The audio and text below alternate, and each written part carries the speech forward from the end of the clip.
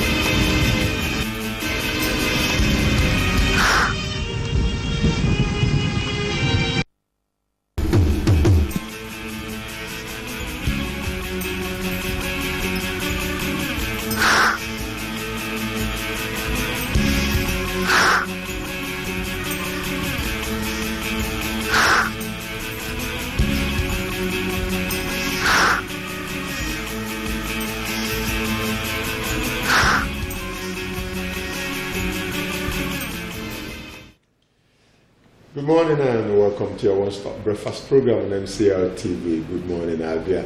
It's the Wednesday edition of the program, the 28th day of March 2018. I will say just 2 days to Easter. I hope you're already in the celebration mood. On Friday and Monday will be a work-free day as we celebrate Easter. I hope you know what Easter means. Well, I just want you to use the remaining 2-3 days to ponder on what Easter is all about. Well, yesterday I saw a whole lot of people being in a hurry to do some shopping because of Easter. What happens to those around you? Right, this is my way of welcoming you to the program that comes every morning to inform, entertain, and educate you. Ruth Hams is here seated all ready to give us the news. But before we go to that, and even the words of Marvel, Ruth, how was your night? My night was wonderful, and yours? Well, it was okay, and being alive, I always tell people, is a gift, and we should cherish it very well. And I feel excited that we are strong and healthy today to do what we know how to do, and as well as influence our society. All right, let's begin with the words on Marble this morning. And you know the words on Marble comes to strengthen our faith in ourselves as well. He said, a creative man is motivated by the desire to achieve, not by the desire to beat others and rank. A creative man is motivated by the desire to achieve, not by the desire to beat others. We're actually not in any competition with anybody when it comes to destiny. You just want to achieve something. If you're motivated by that desire for success, you'll be a success. But when you're motivated by what others do, it becomes something else. It's no more just quest for achievement or success. It becomes, well, what would you say? It should take over root when a man. Now, you don't have that desire to succeed. You're looking at people, you feel because this person has succeeded, you want to. Not really because you want to be a success. Yeah. If most people, actually, if you check the motive behind trying to succeed or be successful in life or become a particular person, you see that actually it is because the other person, they think the other person is successful. Well, we all have our different purpose, we have our different destinies. Your destiny is not my destiny. Definitely. So me trying to beat you at what you do best is me deviating from who God has actually created me to be. It may be that I was created to maybe be a popular, maybe a broadcaster, and you are created to maybe an artisan, maybe a painter, an artist. So because I've seen that you're doing very well in your line of work, your line of endeavor, I will now deviate from what I want to become and now try to imitate you and even try to beat you. So people trying to copy other people, trying to beat them, it's really not, they don't want to succeed. Did you look at that word? Copy, imitate. You simply become the imitation of the person. Yeah, photocopy of the original. So you're supposed to be an original, not a photocopy. So is it that you want to imitate somebody? When you're imitating, you're now the photocopy of the person. The duplicate. All right, that's because you want to imitate. And if you use the word copy, you become the photocopy. You can never be the original, but you really need to be the original because that's who God made you to be. Yes. And He wants you to be that original so that the best of you can come out and influence your surroundings. Society, and of course you leave a legacy for those and for posterity also.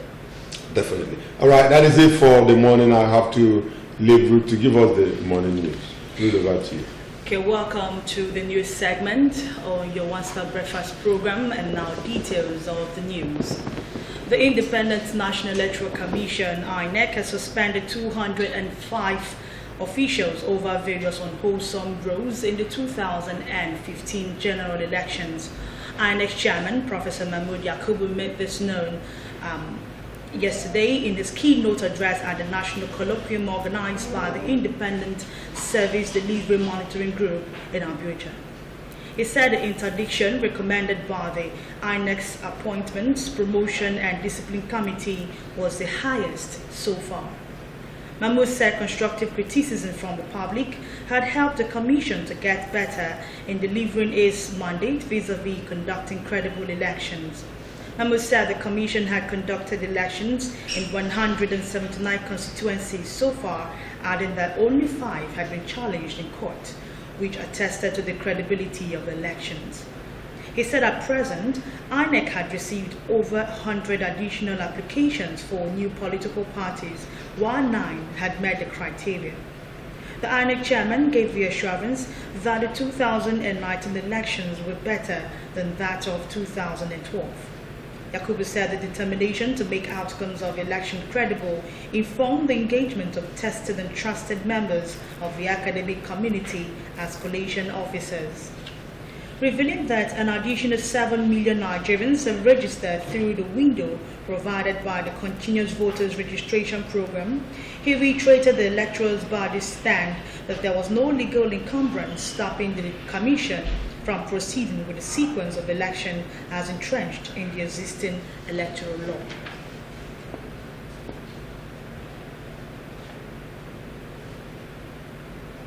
A kidney disease specialist, Dr. Chimezie Okwano, has expressed worry over the increasing rate of kidney diseases in the country. Dr. Okwano spoke during an exclusive interview with MCL News. He warned that people should take precautionary measures. And Emmanuel Wazui reports. Every year, Nigeria joins the global community to raise awareness on kidney diseases, the prevention and cure. In spite of this annual awareness campaign, the number of people living with this ailment in Nigeria has continued to witness astronomical increase. A recent statistics by the Nigeria Association of Nephrology indicate that 25 million Nigerians suffer kidney failure, while about 18,000 need dialysis yearly. With only 160 nephrologists, a ratio of less than 1 per 1 million population. This, a nephrologist, Dr. Chimezie Okwano, described as worrisome and pointed out that hypertension and diabetes were the major causes of kidney diseases. We are worried about the number of people that have kidney failure, and the statistics we have also show that 1 out of every 10 Nigerians has a kidney disease. He also listed poor dietary habit and negative lifestyles such as smoking, excessive intake of alcohol, bleaching of the skin, and many others as contributing factors to kidney diseases. Uses a lot of bleaching creams, as some of these bleaching creams contain mercury in order to bleach properly, and as it is bleaching the skin, it is also penetrating the blood vessels under the skin, and it's also bleaching the kidney. Other things that are contributing to this is some food that contains sugars, contains salts, contain unspecified items. The time you keep on consuming, the salt content in your blood will go high, the sugar content in your blood will go high. You may not be able to regulate that, and you can cause yourself kidney problems. So through your dietary habits, you can walk yourself into kidney problem. Through lack of exercise, you can walk yourself into a kidney problem. Through lack on not controlling your smoking and alcohol intake, you can walk yourself into kidney habit. These are some of the lifestyle measures. On the remedy, here is what he has to say. If you know that in your family kidney disease runs in your family, then you have to adopt lifestyle measures to prevent the development of other diseases. Like you have to take lifestyle measures to avoid being obese. You have to take lifestyle measures that will control your blood pressure. You have to take lifestyle measures that will avoid you getting into sugar problems. If you are using bleaching cream, stop it. If you are still smoking cigarettes, stop. If you are taking too much alcohol, reduce. If you are hypertensive or diabetic, control your sugar and your blood pressure very well. In Abia State, there are only 5 dialysis centers, and each dialysis session at these centers costs between 25,000 and 26,000 naira, with a weekly cost of 120,000 naira. With this information, precautions should be taken by all and sundry to remain healthy. Emmanuel Wazwe, MCL News. And banks borrowed 27.46 trillion naira from the Central Bank of Nigeria in 6 months. The Apex Bank's half-year report on financial sector performances released yesterday has reviewed. The 2017 half-year financial market activity report said loans came in the form of standing lending facility, including the intraday lending facilities. The standing facilities were set by the banks to enable them either meet the short-term liquidity needs or place the surpluses. And the rates for SDF and SLF remain at 9% and 16% respectively. The report said the SLF was utilized by the banks in order to enable them square up their positions after interbank market trading hours. It said of the total SLF granted in the review period, 20.62 trillion naira was conversion from unsettled ILF. The SLF is an overnight CBN credit available on banking days between 2 p.m. and 3:30 p.m. with settlement done on same-day value. Funds were sourced mainly from time, savings and foreign currency deposits, as well as accretion to unclassified assets. The funds were used largely to extend credit to the private sector and payment of claims on demand deposits. According to the report signed by CBN Director, Financial Markets Department, Alvan Ikoku, said the banks continue to assess the CBN standing facilities window to square up their positions, either by borrowing from the SLF window or depositing excess reserves at the standing deposit facility window of the CBN at the end of each business day.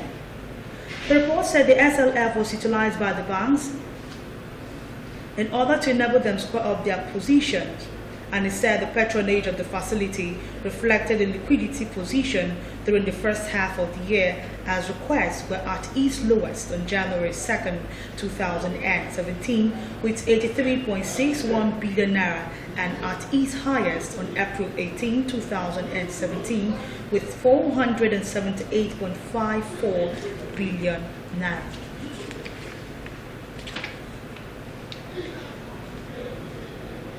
And efforts of the Chief John Odego-Yegun-led National Working Committee of the All Progressive Congress to reconcile the executive and the legislative arms of government over plans to override President Muhammadu Buhari's veto of the Electoral Act Amendment Bill 2018 may have suffered a setback as senators insist on going ahead with their plan.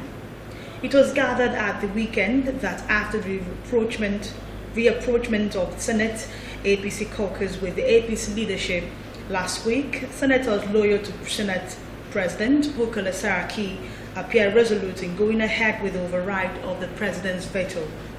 It was learned that APC senators and their colleagues in the People's Democratic Party who are rooting for the override have closed ranks. It was gathered that the PDP leaders in the Senate have met with key loyalists of Saraki who are spearheading the move. However, in a memo sent to the Senate President by the National Assembly's Legal Department, it faulted the President's 3 reasons for rejecting the bill. The Legal Department, in a memo, gave the National Assembly a clear go-ahead if it wanted to override the President's veto.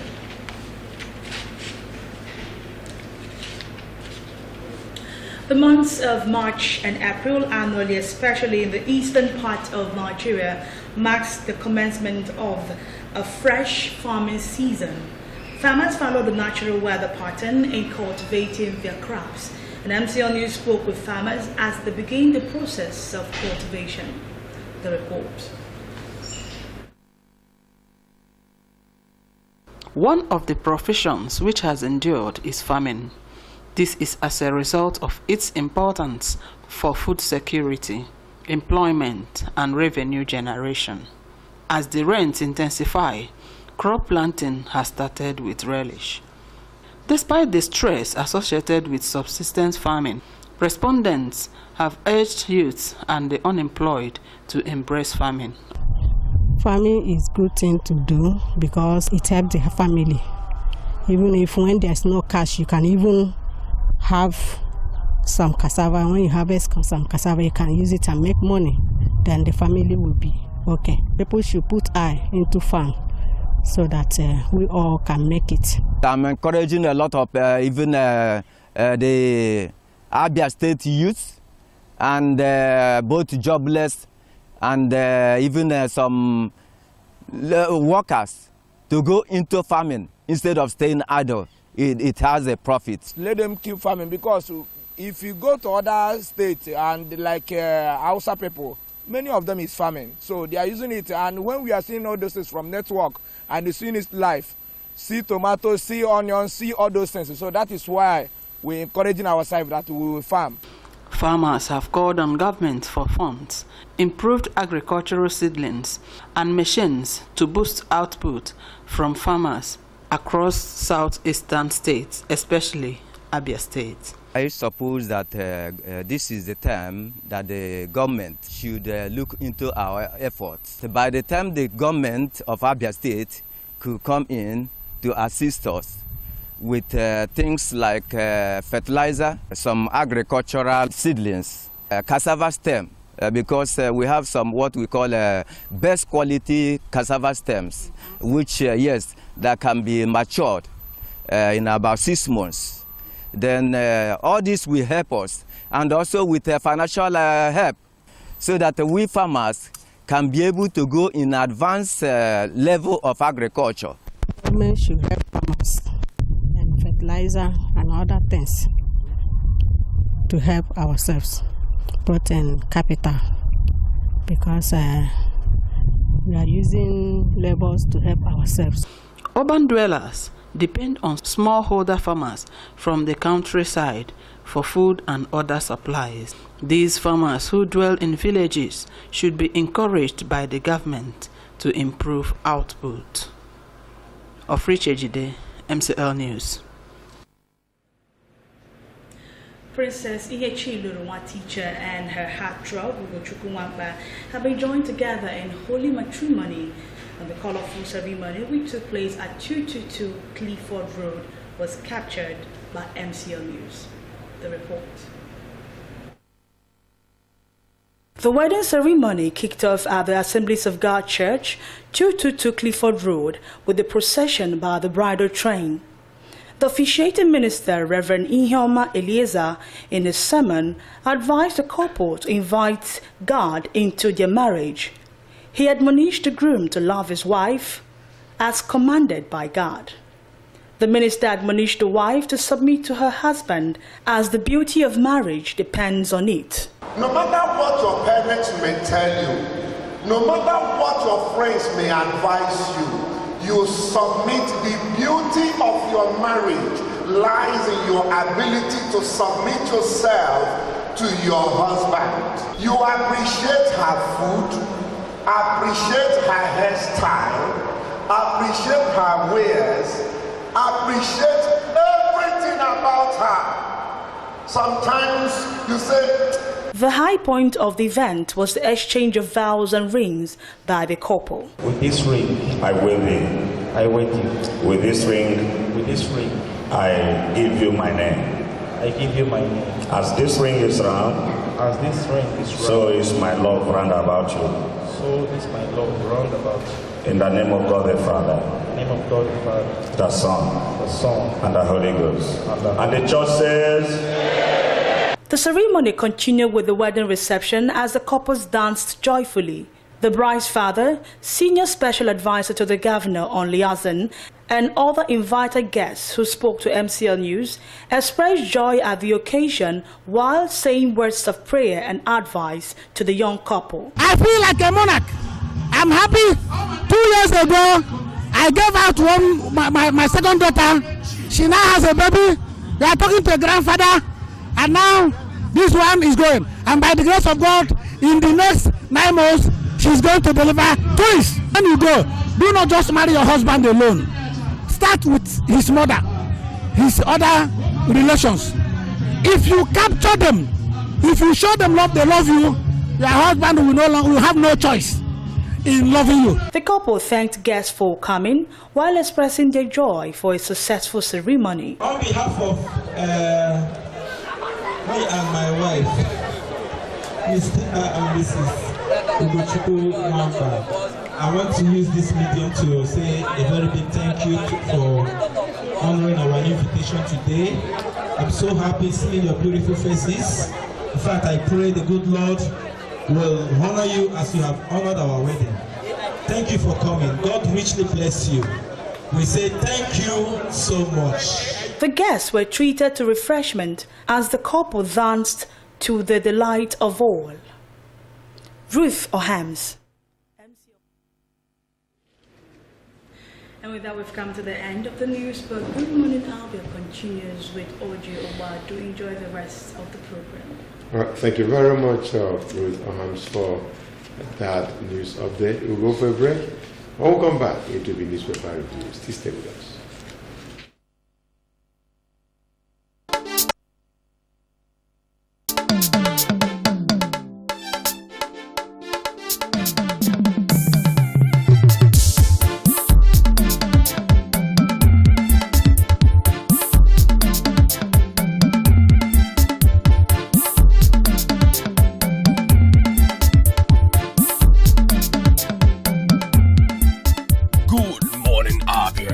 One-stop breakfast show on TV.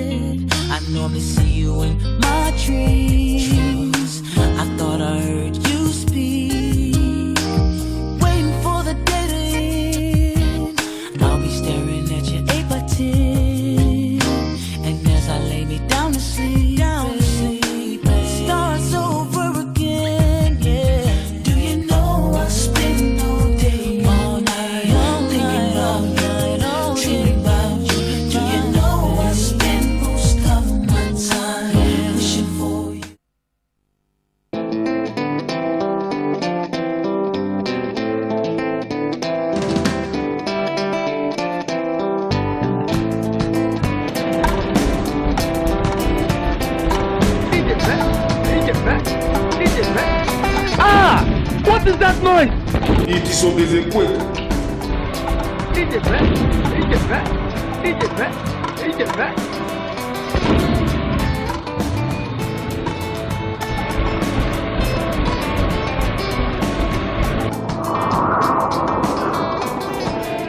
What did they happen? Yeah, now they can catch you.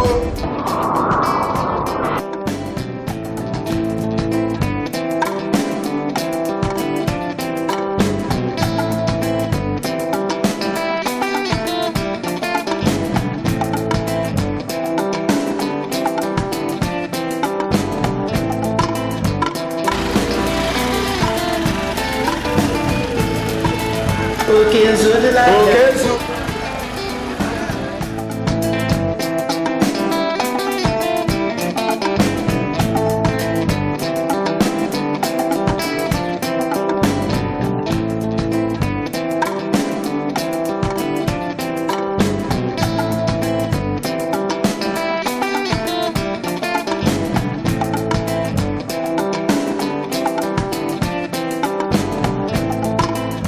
Time to rebuild Abia.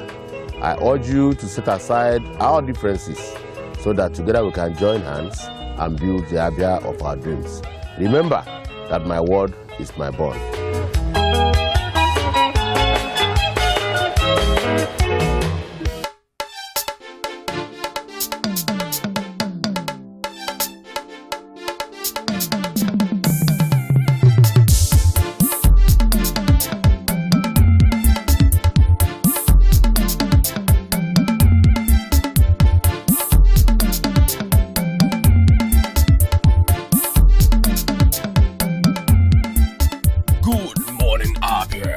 one-stop breakfast show on TV.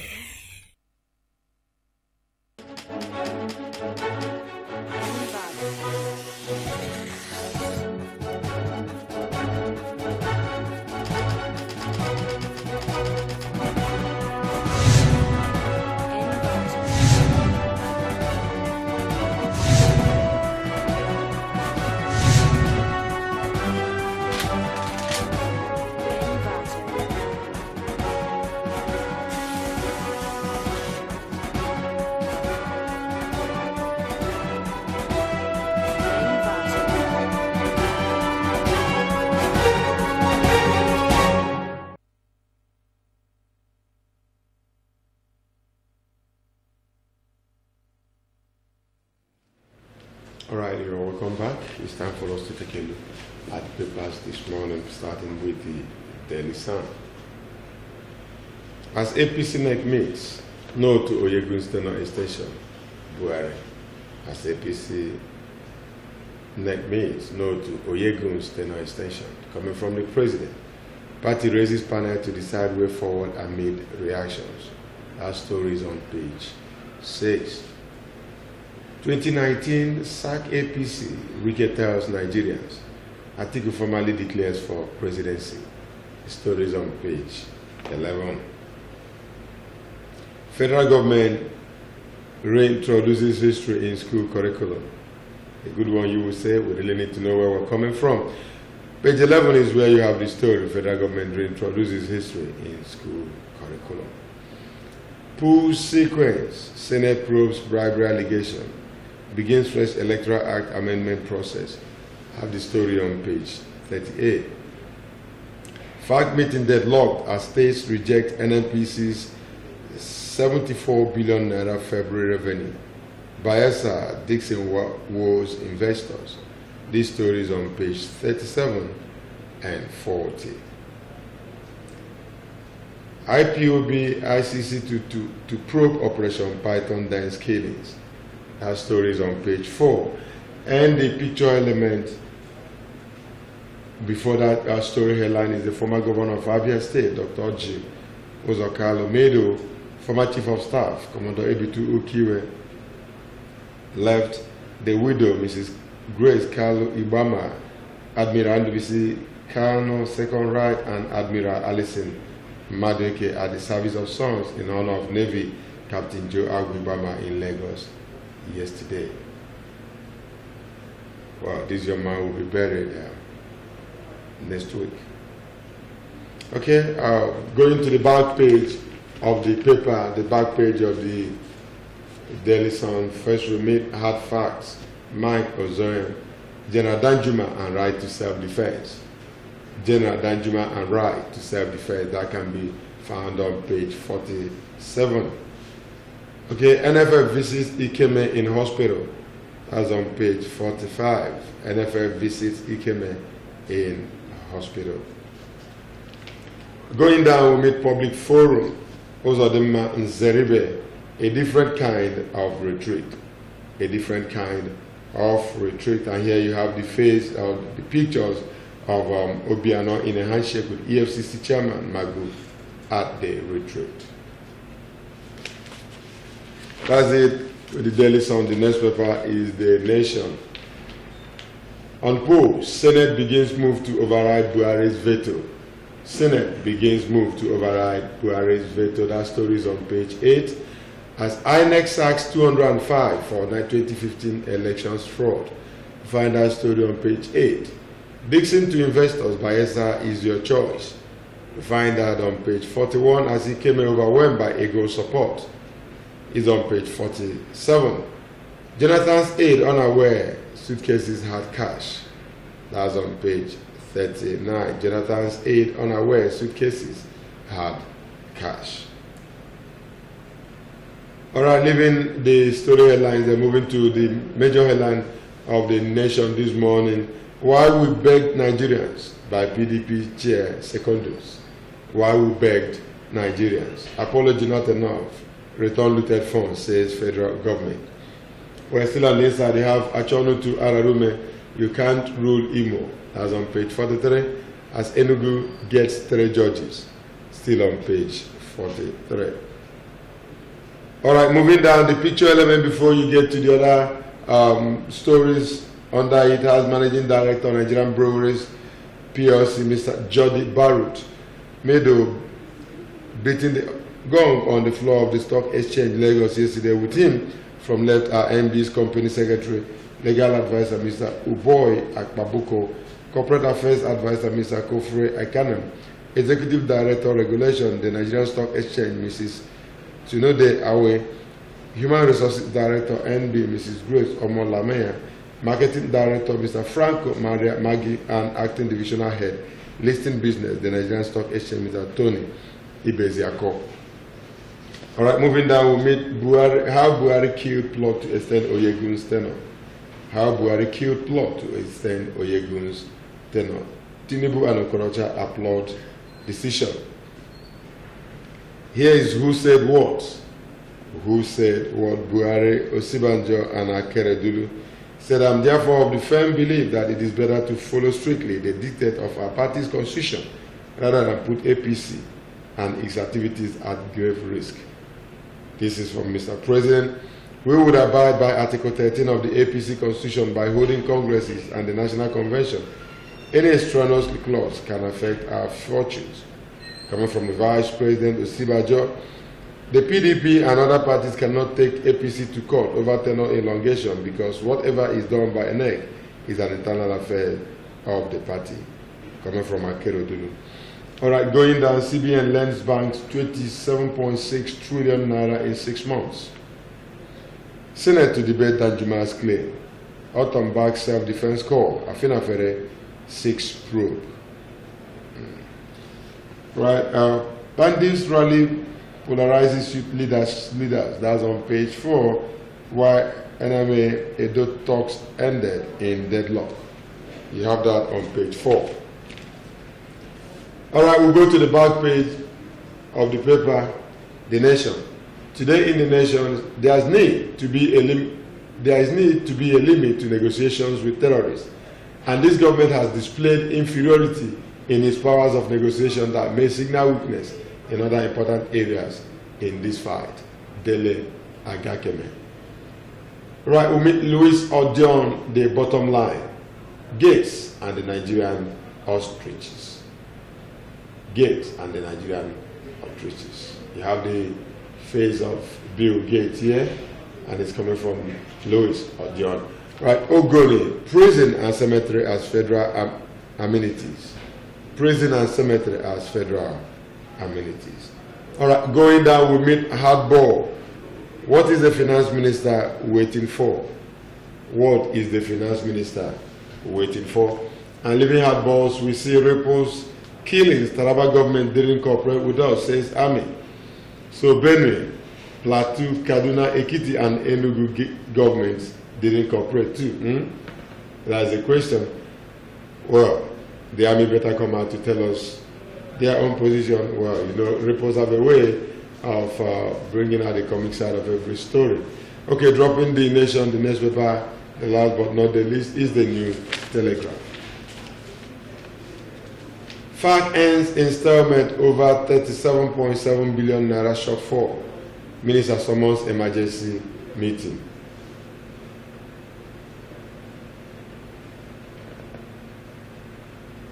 EFCC recovers 2.4 billion naira from ex-air chief. Wife surrenders 383 million naira.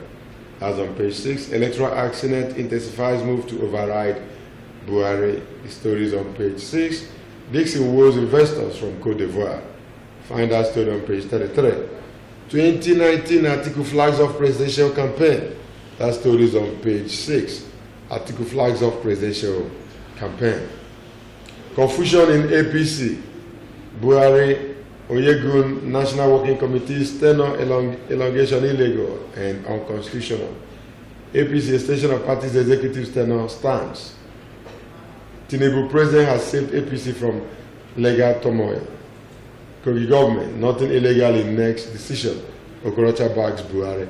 That story is on page 4. Nigeria's top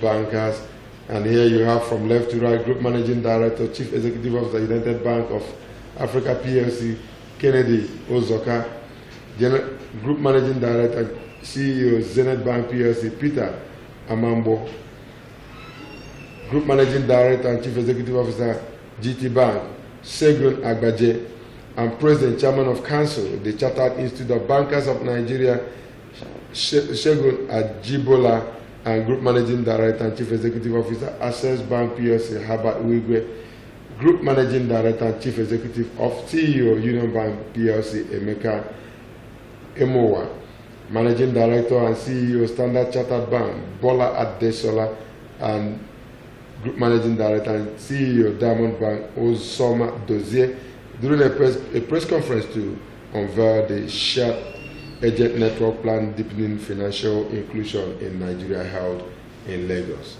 yesterday. Federal government to PDP, forget apology, return looted funds. PDP, APC president elected with stolen money.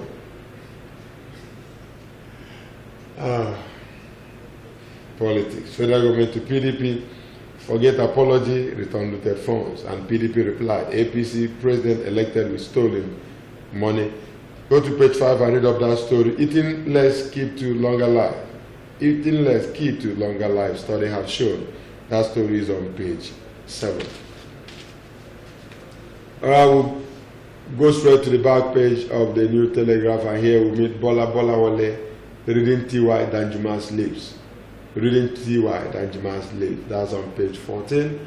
And the sports story is on page 37. Sabia whip creepy eagles in London. Sabia whip creepy eagles in London, of course. Every day is not celebration. We did that on Friday and we wept on Tuesday.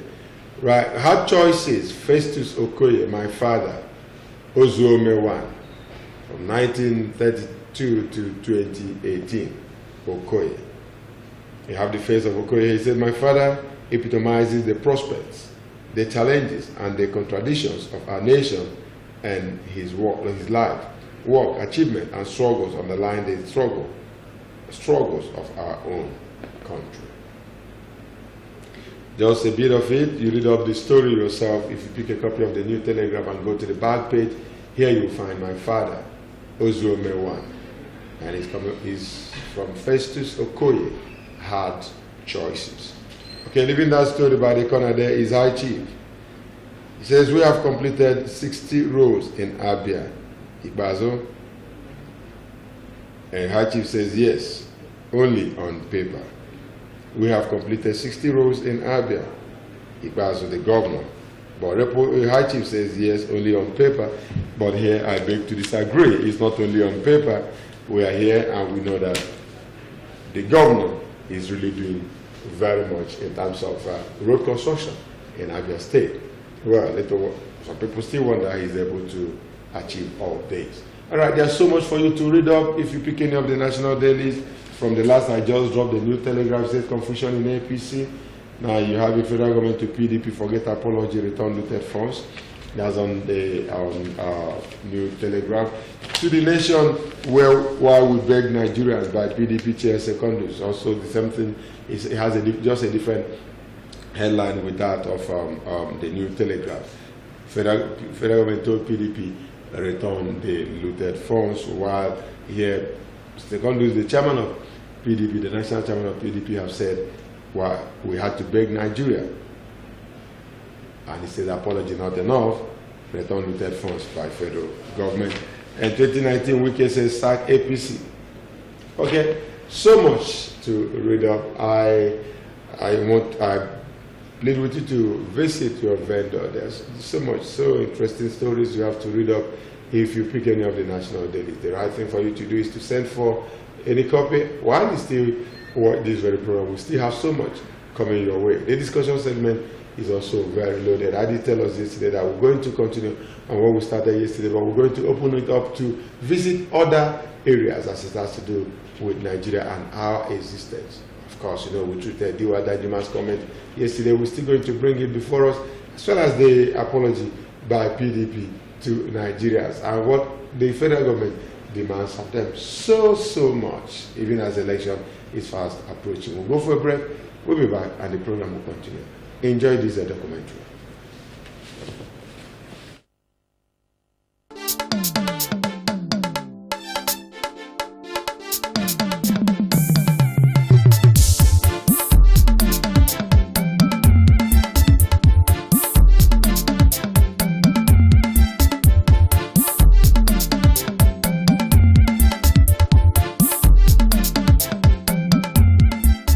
Good morning, Abia. Your one-stop breakfast show on TV.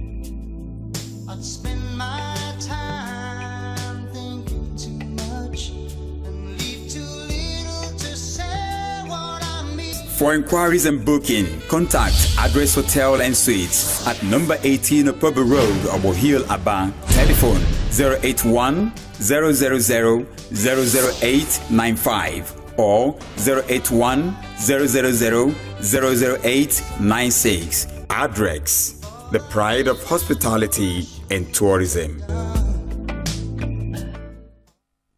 Have you heard of Prescal World and Heaven Options Limited? Prescal is a home of the red image right here in Abia. Why go to Lagos or Port Harcourt for your direct image jobs? Come to Prescal World and Heaven's Options located at number 145 Azikiwe Road, Abia for perfect cover page, journals, magazines, brochures, and flyers. We also offer printing services in digital flex and billboard, window graphics, posters, stickers, heat transfers, ID cards, complimentary cards, monogram, and car branding. Heaven Options offer you entertainment services like event management, ambulance services with well-dignified undertakers. We can also boast of 3 months ordinary program in computer training, 6 months certificate in computer training, and 1 year advanced certificate in computer training. Why not visit Prescal and experience that quality jobs? For inquiries, call 080-33-22-6115, 070-40-24-7196, 070-84-69-8165.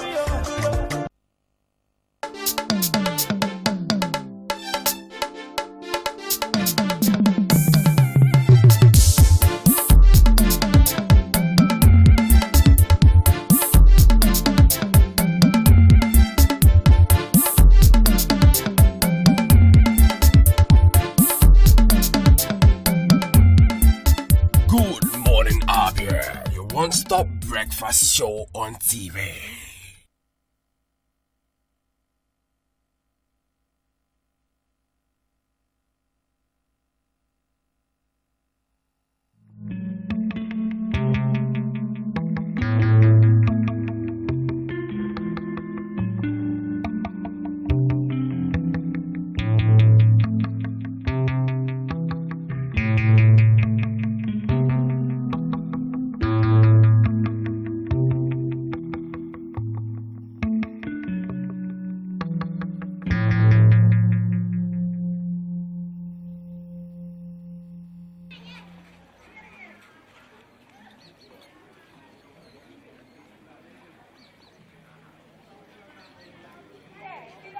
Les rues sont inondées de marchands ambulants parce que les jeunes n'ont pas d'emploi.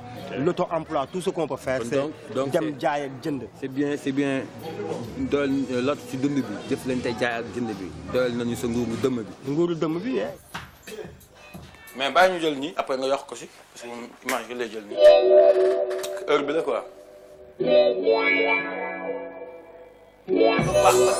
la fental wër ci peuple nguur su mu taxawal si ñeen pour fal sa doom direct peuple ba lay rey 12 ans de chômage 12 ans de malheur 12 ans de chômage pendant que son fils se superministre se tape 4 ministères marchant sur des cadavres pour quitter le pouvoir 12 ans de malheur 12 ans de chômage Wade risque de quitter la scène sous les huées des pierres, marchant sur des cadavres pour quitter le pouvoir.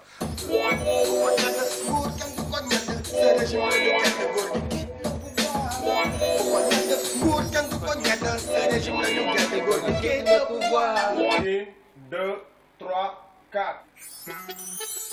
Seconde est parti calmement, j'ouvre au bon moment, Watt risque de quitter au mauvais moment. Sous le huée des pierres, marchant sous des cadavres pour quitter le pouvoir. Watt, c'est 12 ans de désespoir, 12 ans de malgouvernance, 12 ans de misère. Ça nourrit la révolte, ça réveille ma haine. Du cognac, Gourkan du cognac, ce régime de nous garde de quitte le pouvoir. Du cognac, Gourkan du cognac, de nous bailler moussa de Gordi quitte le pouvoir. Du cognac, Gourkan du cognac, ce régime de nous garde de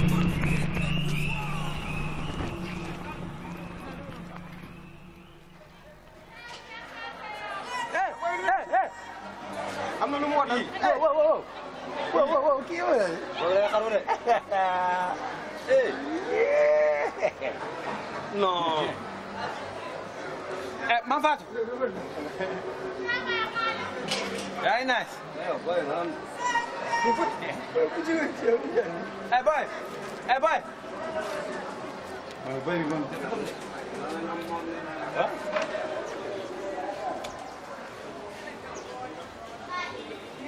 yeneen ay forme ay gang yi ay braquage xaalis bu gaaw a xam nga mooy yaa ngi xos ay dem ay maquette lii xam nga live bi doy waar live bi jaxasoo mooy moom loo tax ma la kenn xamoo noo koy tuddee jamono bu amul titre kenn xamul suñu après gel ba ma quoi refrain dañuy def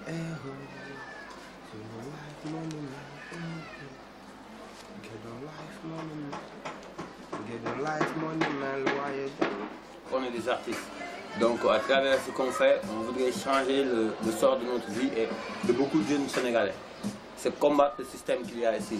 C'est ça le système sénégalais. C'est le système. Tu connais qui? C'est qui te recommande? Ouais. Tu viens, tu as ton diplôme, tu cherches un boulot. À côté, il y a quelqu'un qui a fait moins d'études que toi, mais qui connaît le directeur ou bien qui connaît la tante de l'oncle de la nièce du cousin et du directeur. Ouais. On le prend à ta place.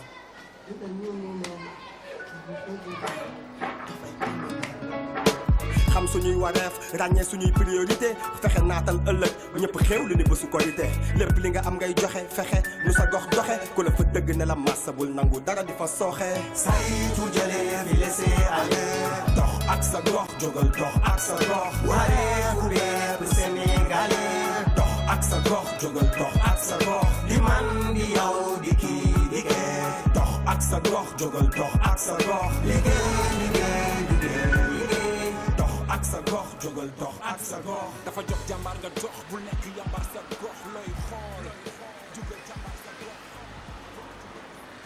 On n'a pas le droit de laisser faire les politiciens. Parce que depuis 1960 jusqu'à présent, c'est eux qui dirigent le pays. Et rien n'a changé. Tous les candidats que vous voyez graviter autour de l'opposition, ils ont été une fois dans le gouvernement. Ils n'ont pas apporté le changement.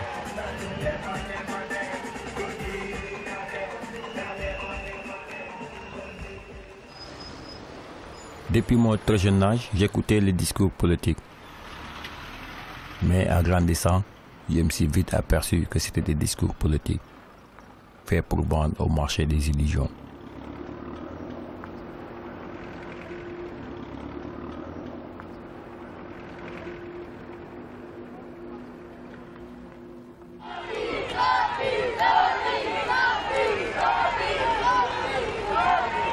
En juin 2011, le président Abdoulaye Wade prévoit une énième modification de la Constitution pour baisser de 50 à 25% la proportion des voix nécessaires pour remporter les élections dès le premier tour.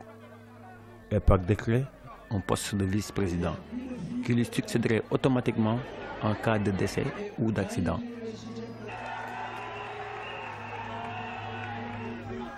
c'était clair dans la tête des Sénégalais que Wade préparait la voie pour son fils.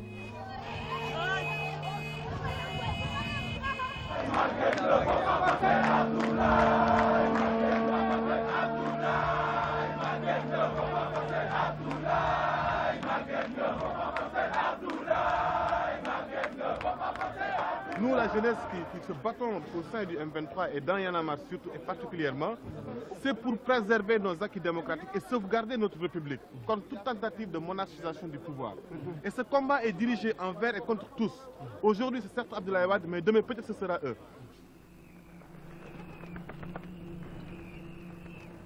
La veille du jour où les députés allaient voter la loi, Y'en a marre a appelé la population à sortir massivement le lendemain pour manifester contre cette loi. Et immédiatement, Tchad Malé et les autres sont arrêtés.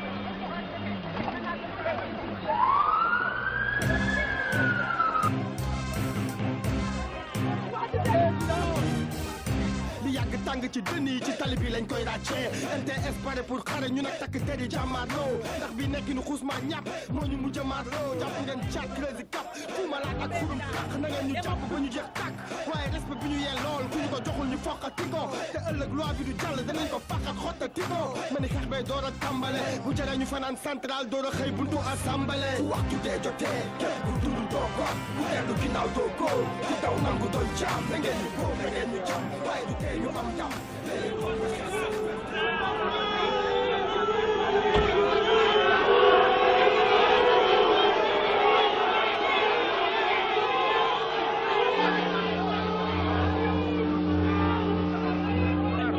Nous n'accepterons jamais. Le Sénégal n'a pas une industrielle. Le Sénégal n'a pas l'établissement de notre frère. Le Sénégal est pour nous. Le pays libéré. Nous ne l'accepterons pas. Le nouveau cap pour le départ de Abdoulaye Wade. Face à cette colère populaire, dans un Sénégal peu habitué à la violence, Wade décide de retirer son projet de loi. Je crois que ce jour-là, le peuple a compris qu'il pouvait jouer un rôle pour combattre la candidature de Maître Wade.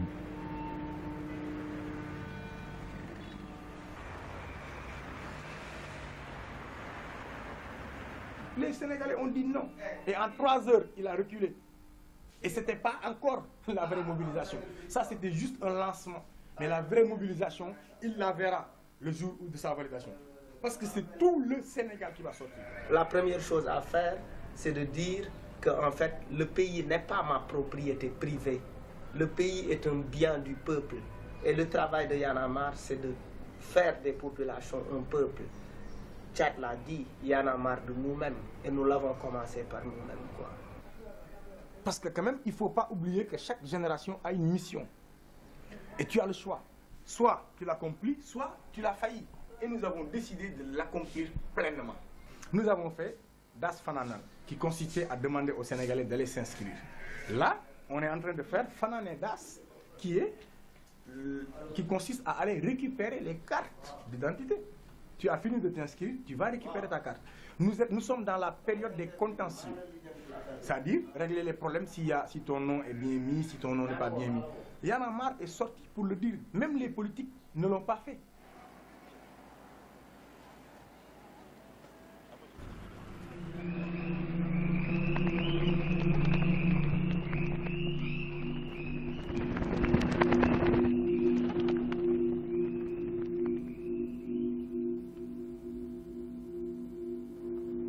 mas naa wax ni du ma présenté même bu ma ko waxoon sax bu ma neexee ma ne waxeet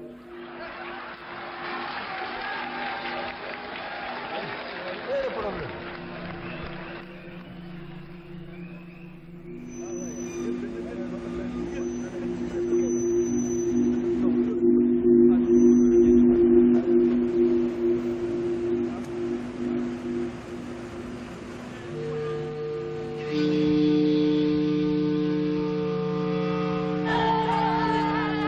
Wade, l'argent a toujours été un instrument de conquête du pouvoir ou un instrument de maintien du pouvoir. En politique, il faut être très rusé. Et c'est pour ça que Wade est au pouvoir. Il est très rusé. Et la vérité que l'on connaît déjà va apparaître en termes de chiffres. Qui pouvait en douter? Quel homme de bonne foi pouvait en douter?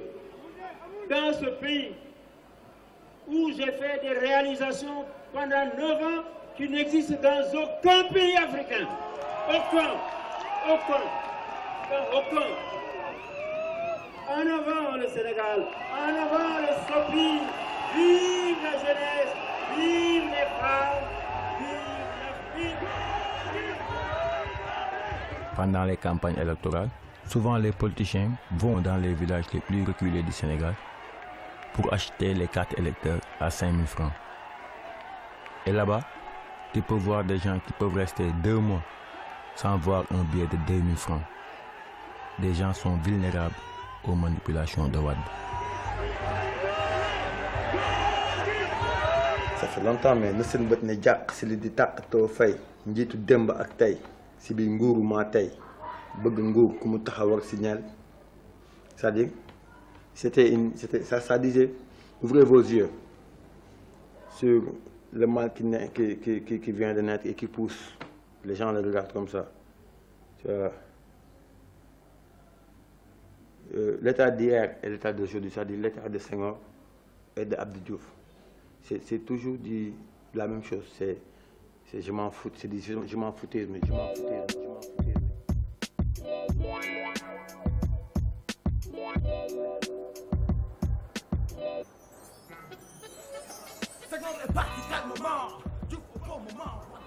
Allez convaincre les autres, allez en parler avec les autres, c'est quoi, y en a marre. Lan mooy suñu objectif, lan moo ñu tax a jóg. Allez leur dire que ni c'est pas encore ñu xam ko ni c'est pas un parti politique. À l'heure où nous sommes fi dëkk bi toll, je pense que ni priorité mooy à chaque fois boo génnee sa kër, tu as des frères, tu as des sœurs, ci buntu koñ bi fexeel ba noo leen kiitee ñu toog nga organiser wu waxtaan ak ñoom nan la ñuy def pour di participer ci ni dëkk bi di doxee. Y en a marre, juste son rôle mooy fexe ba sénégalais bi jël conscience organiser wu taxaw ne man maintenant léegi ñun sénégalais yi on est une opinion publique forte. Finalement c'est un esprit. J'en ai marre de la vie que je mène. Et qu'est-ce que je peux apporter, qu'est-ce que je peux faire, qu'est-ce que je peux changer. Et à part de toi, te lever pour faire juste un acte, dire non. Ça c'est un bon commencement. ñi dem ñëpp solidarité quand on frappe séparément ça va kenn du la faale da ngay toog kaw la dóor mu ne taw kenn du ko dégg kii ne Médina Tour kii ne Parcelles Assainies mais bu ñëpp booloolee ne bëm c'est juste 200 000 personnes yoo xam ne ñoo nekk fenn di def benn faut pas forcer ma ñàkk sama faut pas forcer yéene xel ak kattan benn bu si manqué sa faluwaat man ta dagan bilaay ma toon nga royukaay balaa nga def sunu constitution bi sa fowkaay Ablaay bul wuti benn alibi bul mel ni xadab bi soo bañee ñu mel ne waali bi faut pas forcer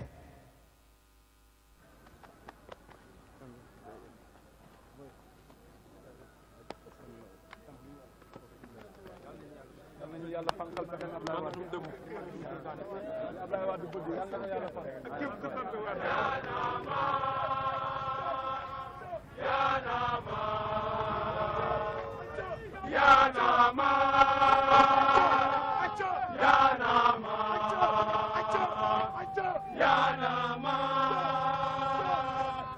Aujourd'hui, le 27 janvier, nous nous sommes tous réunis ici pour attendre le verdict des 5 juges du Conseil constitutionnel sur la validation de la candidature de Maître Wade. On les appelle les 5 sages ou les 5 singes de Wade. Récemment, Wade a augmenté leur solde et les a donné chacun un 4K.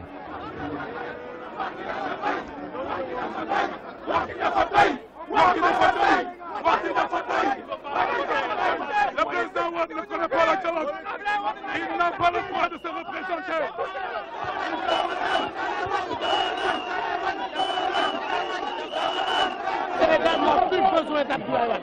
On n'a plus besoin de lui.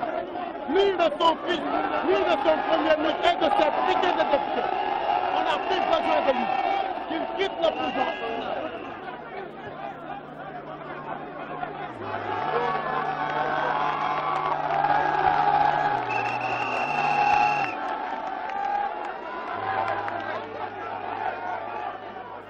Même le roi d'Imbala, Youssou Ndour, est contre la candidature de Maître Wade. Et il demande à la population de marcher vers le palais, tout en sachant que c'est interdit, c'est même écrit dans la Constitution.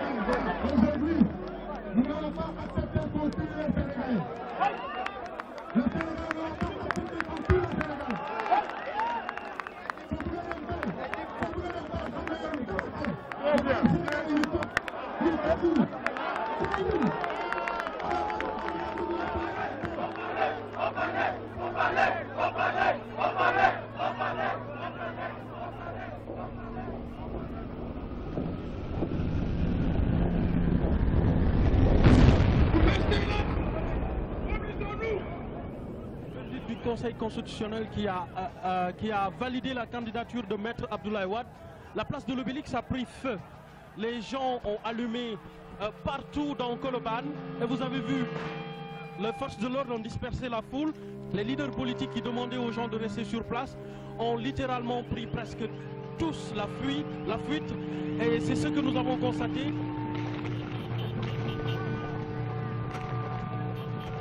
Vive la peur!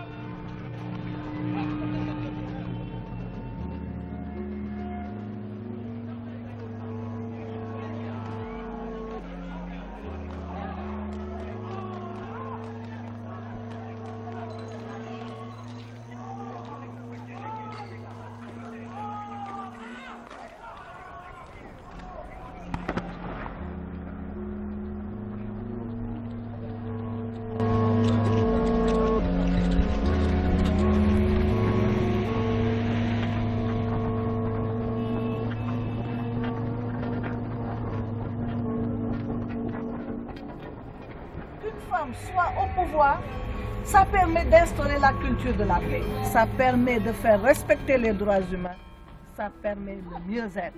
Nous en avons besoin.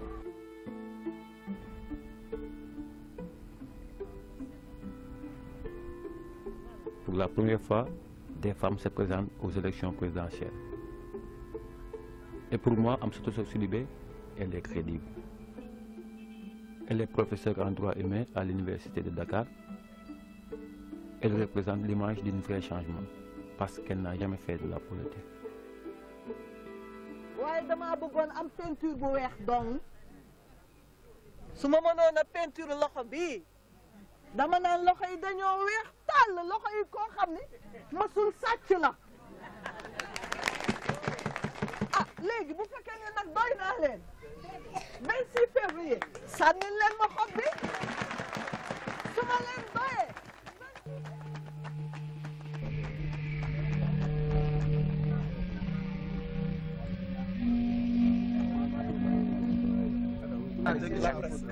Qu'est-ce que vous pensez de la candidature de Amsatou Sow Sidibé?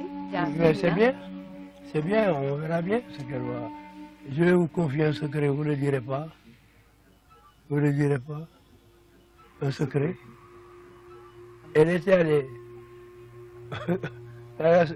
pour donner son dossier, il lui manquait 17 000 francs pour boucler sa caution, c'est moi qui lui ai donné.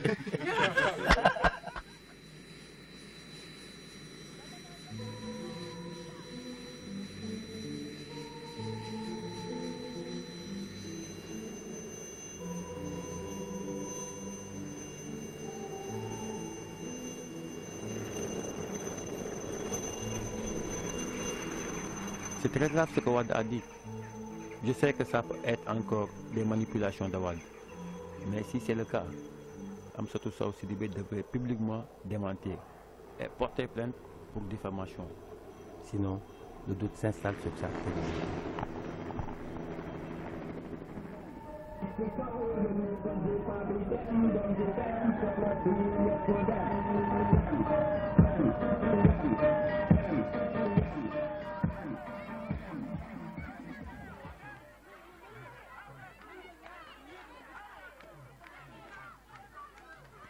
La violence au Sénégal, c'est la faute au président Abdoulaye Wade.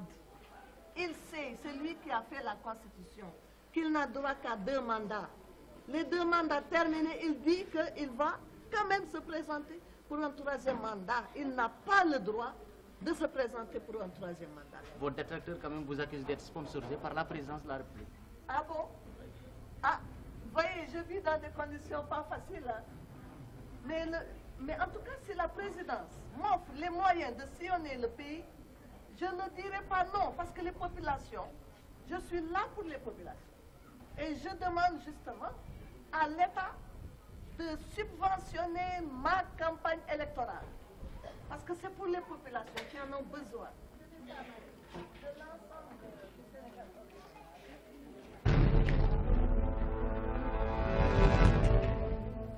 Abdoulaye Wade, 34,82%. Macky Sall, 26,57%. Amsatou Sow Sidibé, 0,19%. Voilà, mesdames et messieurs, les résultats provisoirement retenus par la Commission nationale de recensement. Je me sens à la fois fier et fort en me rendant compte que si on ne s'est pas levé en masse contre la loi du 23 juin, avec 44% des votes, aujourd'hui, Wade commencerait son 3e mandat.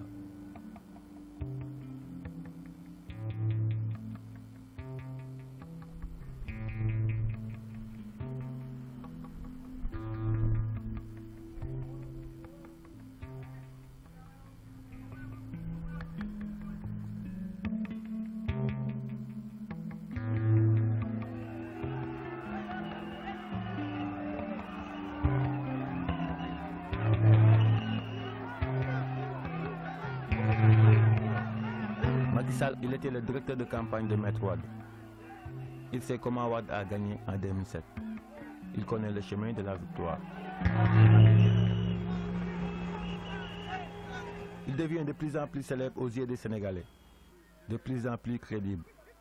Depuis qu'il a appelé le fils du président Wade, Karim Wade, à rendre compte à l'Assemblée nationale sur la gestion des centaines de milliards des chantiers publics. Wade l'a mal pris et lui a démis de ses fonctions comme président de l'Assemblée nationale. Depuis, Macky a trouvé refuge dans le cœur des Sénégalais.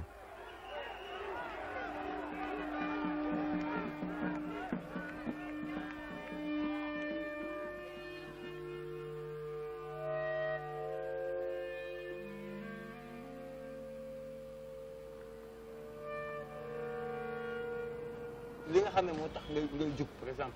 c'est comme si que y a 2 Sénégal. nit ñi dañuy yëg lii. ñeneen ñi yëguñu li xew ci dëkk bi. da ngay gis ay injustice yoo xam ne c'est social. donc yow nga mu leer na ne yow sa suba ak sa avenir dafa lëndëm.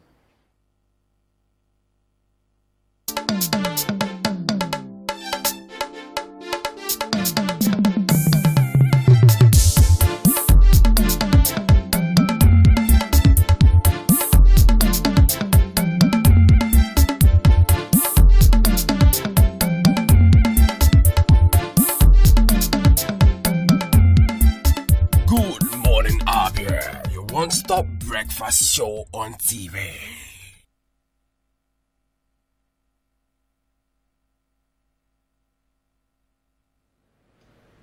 Alright, welcome back. It's still your one-stop breakfast program on MCL TV. Good morning. I hope you enjoyed that documentary.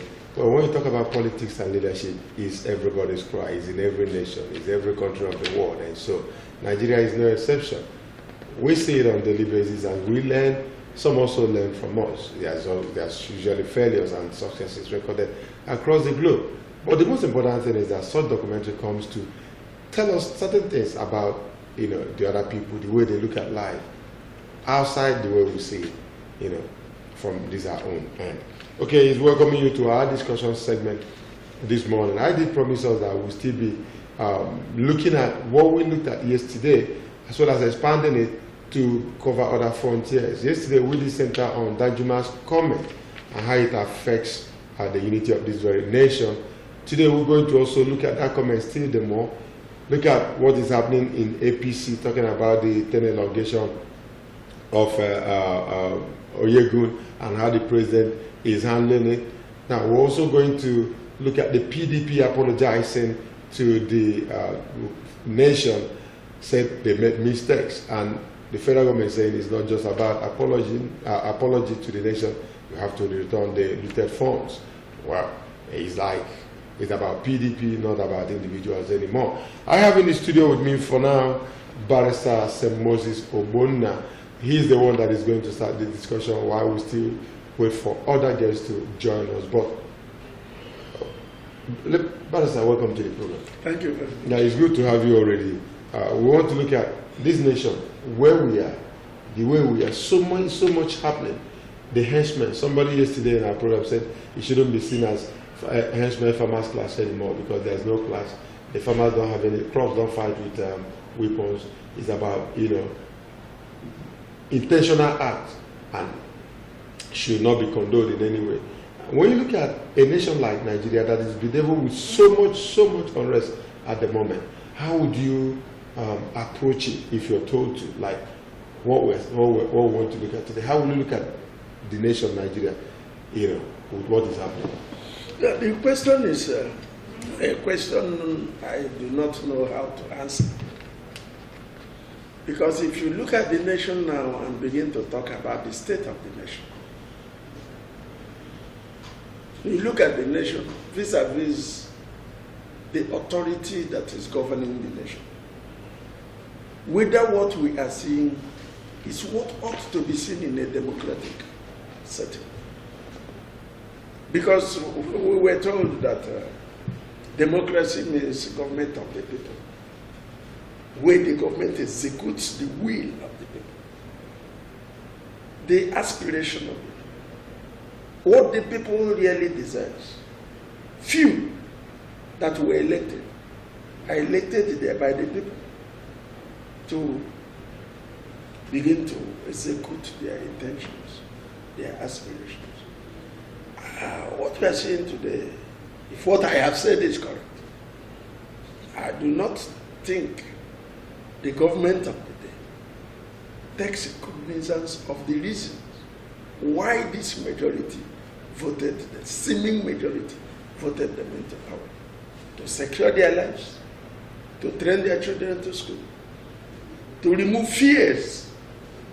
A nation that is you are not sure of what to see in the day.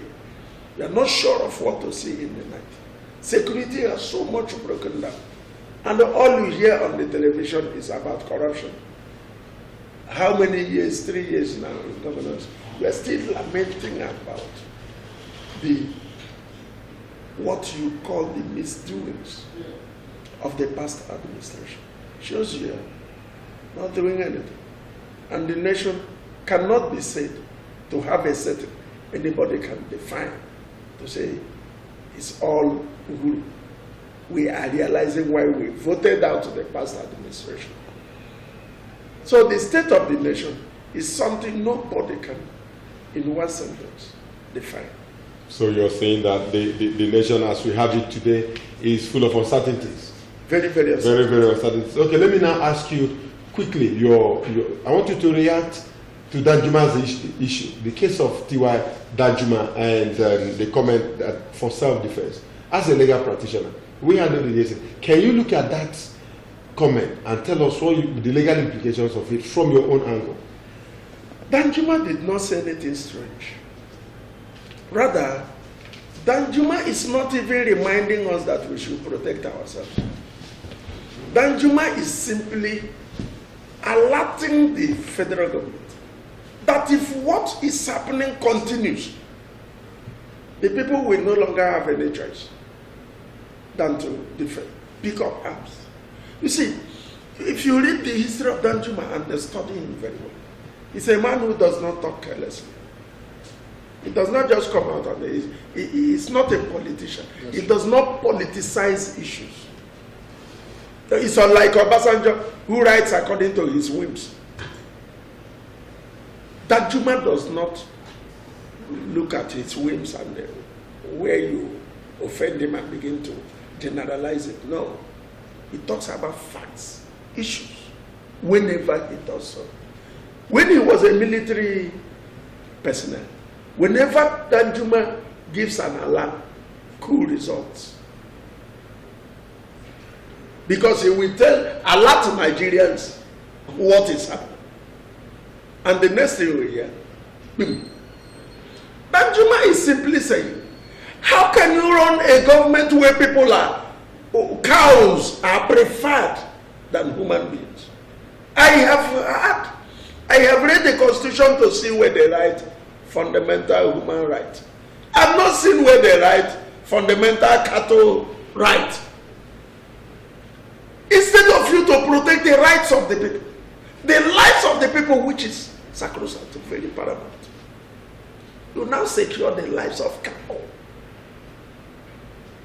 Listen, if Nigerians are not very careful, what we see will be greater than what we saw in 1966. During the Civil War. War resulted in the Civil War. What resulted? All right.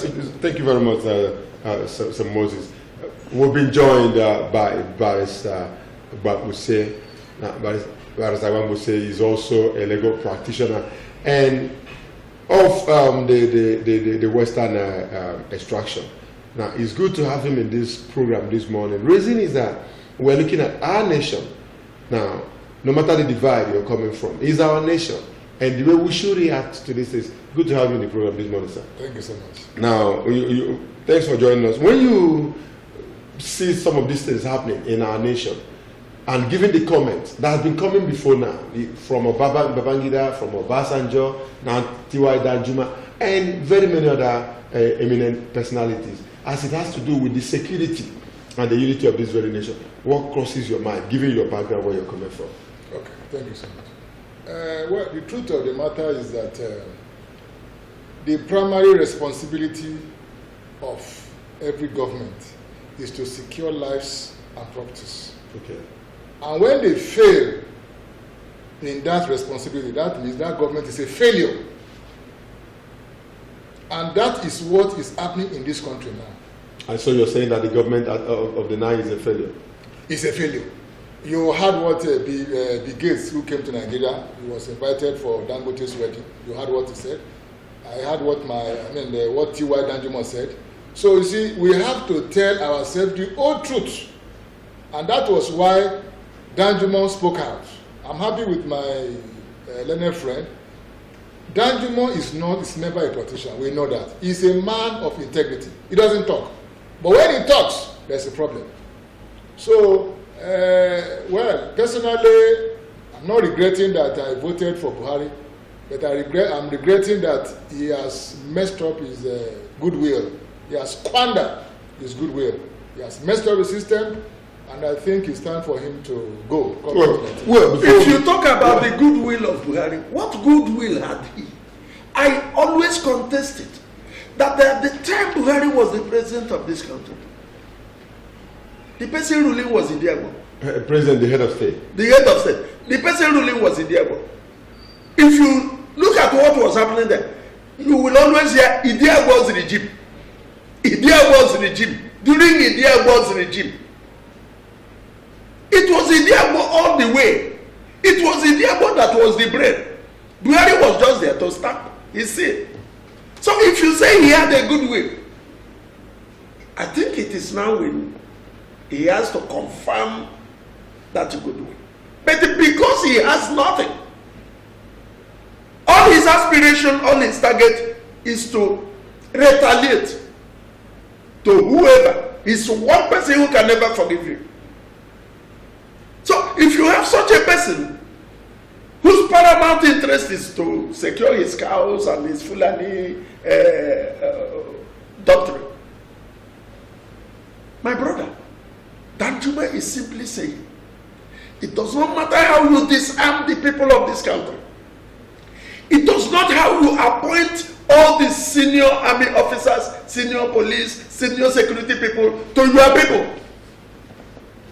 It is obvious that you are not doing that for a target. What is that target? To exterminate people. All right, when you talk about self-defense, when we say, how would you want the people to approach it? What do you also think was is the way that Juma will, want it to go? Because self-defense is self-defense. How you can defend yourself against any attack? How would you look at that, considering also that the Inspector General of Police have given a standing order that all vigilantes be disarmed, and you know what that means? Well, the truth of the matter, I'm not trying to sound pessimistic because I'm very, very optimistic that we'll have a better nation. But with what I'm seeing now, Nigeria is heading for the rock. I will give you the reason. I'm not an alarmist. For somebody of Danjumo's status, a retired lieutenant general, a man of integrity, former chief of staff, former chief of staff, chief of staff, respected by, even up to now, for him to make such a statement, I mean, it's devastating. So, meaning that if Buhari does not heed the warning, something undesirable, unexpected may happen. It is unlike him to come up and say, defend yourself. In fact, to the best of my knowledge, that could be the first time Danjuma will ever propagate such a method of self-defense. And that means it is very, very risky. Because for somebody to say it, he must have damned the consequences. And say, whatever will happen, let happen. I cannot be here, and my people are wasting away. He's from Taraba. Yes. And he knows what is happening there.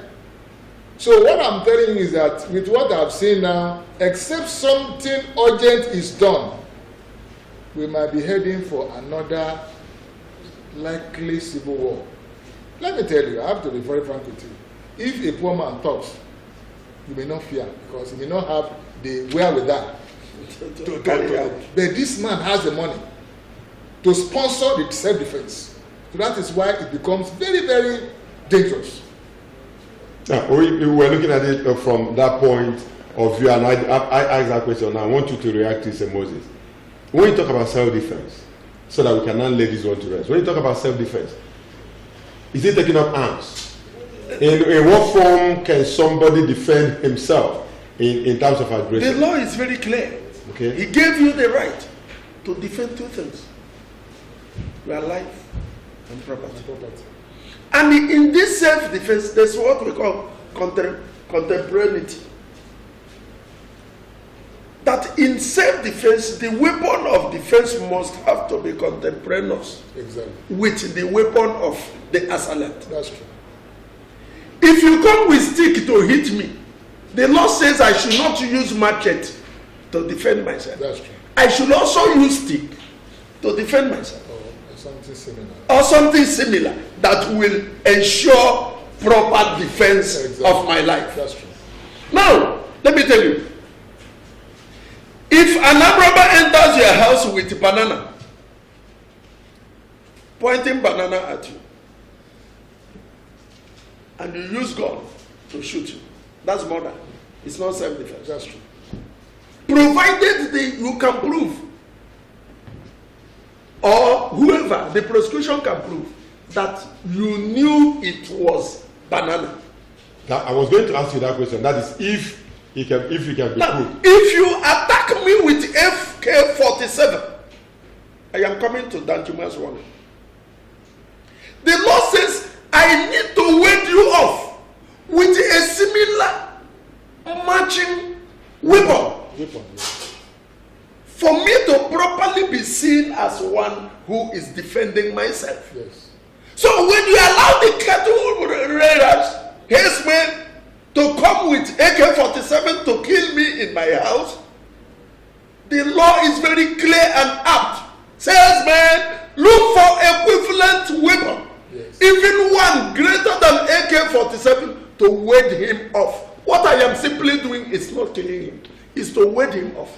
If in warding him off, his life because the law recognizes that my life alone is greater than 20 lives that are coming to kill me.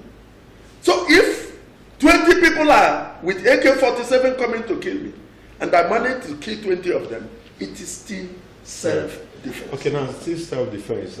He has just said you can use a weapon that will match with that which the assailant are coming with. Exactly. You can now use it to defend yourself. That's very right. By the way, viewers, we've been joined by Comrade Uche Emeku on this very discussion. He was with us here yesterday, and then we're looking at the state of the nation, things that is really happening in this very nation at this very time.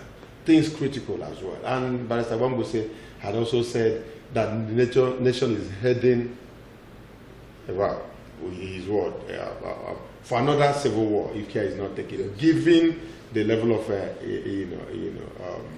insecurity that is going on in the nation at the moment. Now, Wambose, before I come back to you, let me ask Emeku. Yesterday we did try to feel the pulse of the people. You're always out there getting it from them, what is like, and how they feel about all this. Would you say that that's a wake-up call for the federal government? The Dajuma's call is a wake-up call, or comment is a wake-up call for the federal government? Yes, I believe it is a wake-up call to the federal government to, do the needful. This federal government led by APC rode on the crest of victory through telling us that they will bring up a lot of changes and that security is one of their utmost priority. In fact, they told us that as soon as they come on board, that the Chibok girls, all the Chibok girls will be released, which has not been so. And again, when they came in, we found out that instead of taking security as a top priority, their body language shows that there is a particular religion, a particular ethnic group that they are interested in making them to, in elevating them to the situation of first-class citizens. So I believe that Danjuma's call is a wake-up call to the federal government. Even when Obasanjo wrote his letter, insecurity was one of the things he hammered on. Exactly. Even in the case of Babangida through Afegwa, it was so.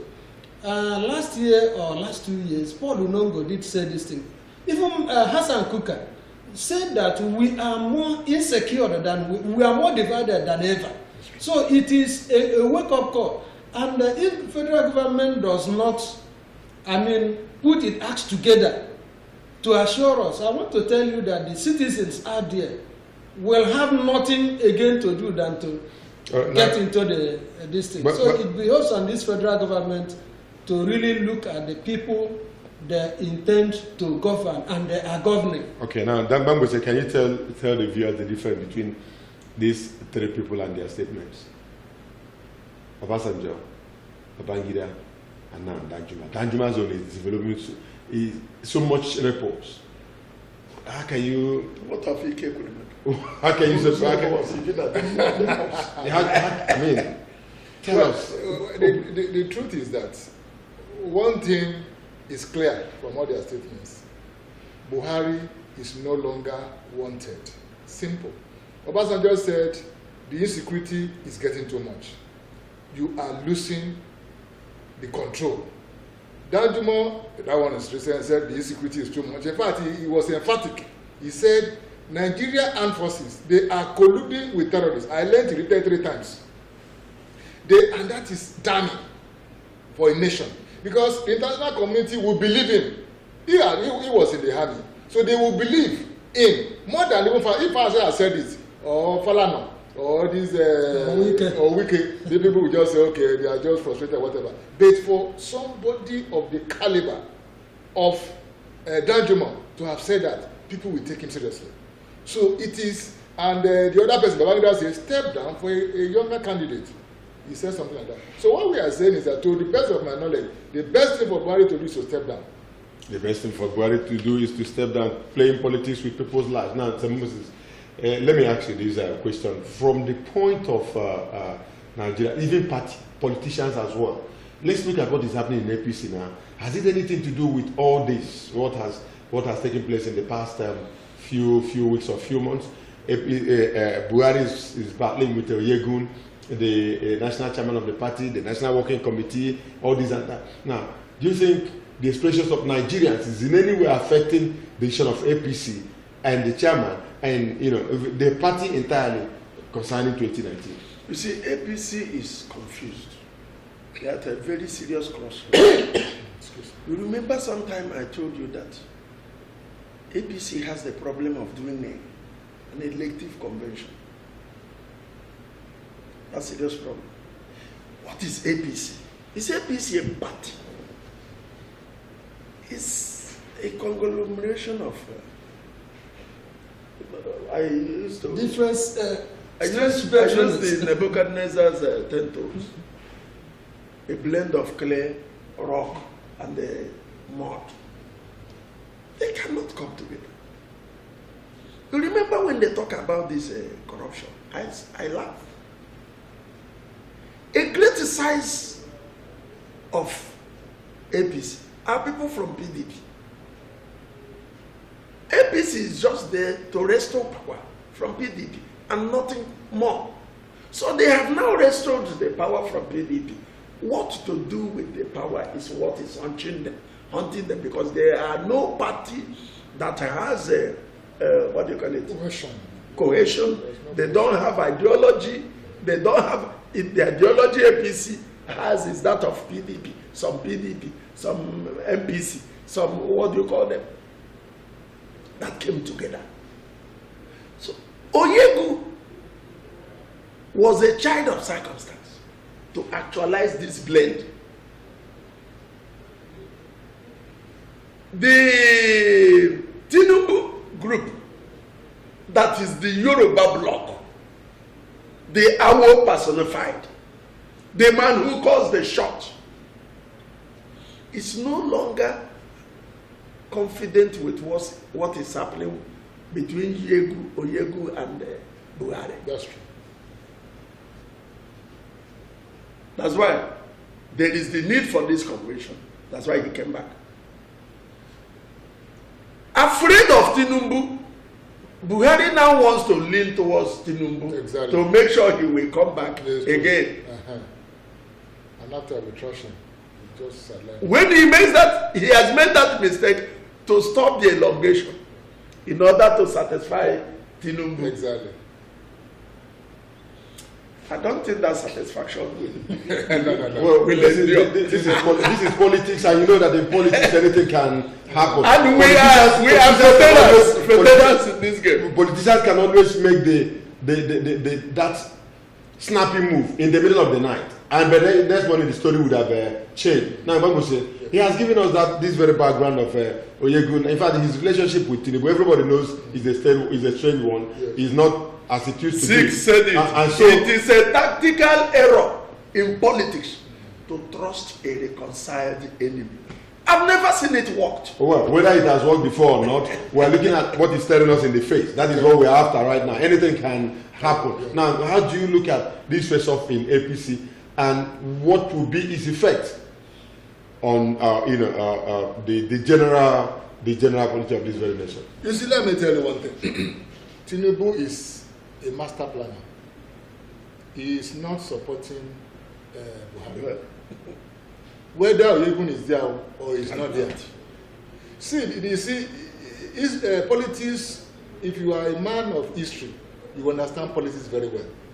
In 2015, this is what these people were doing that time. They were saying you should remove Tucker. Jonathan should remove Tucker.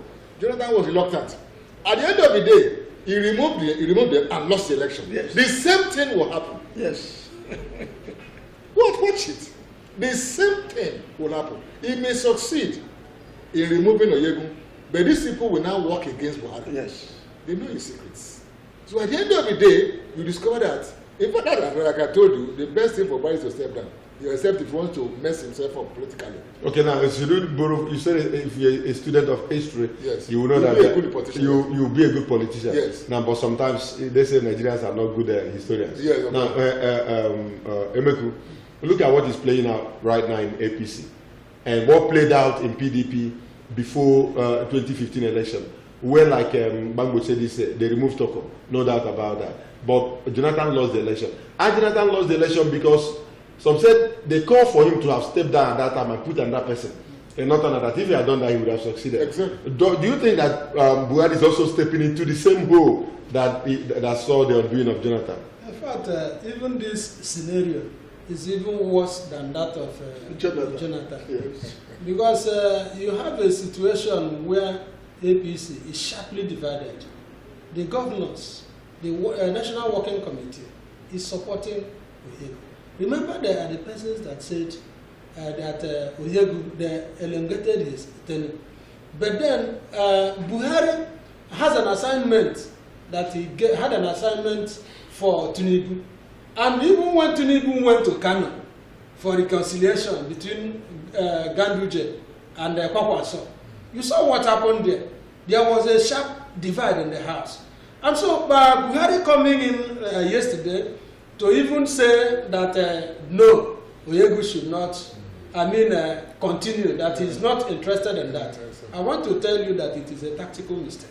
Oyegu will go back and begin to plan with the governors. Simple. You will see that along the line, even the third force will now become much more relevant. It's true. But what I believe that Buhari should have done, one, because Buhari is the main Tower of Babel there. Yes. And unless this Tower of Babel is put aside, it is not going to work. It is time for him to, go home. Simple. As a statesman, oversee things, and then be consulted. He becomes an oracle.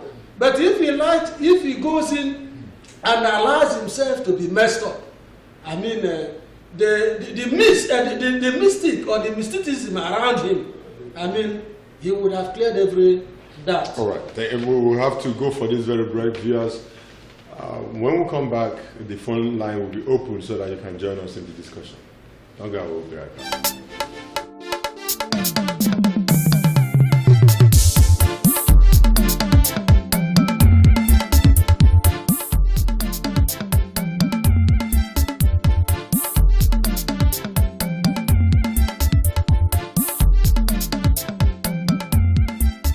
Good morning, Abia, your one-stop breakfast show on TV.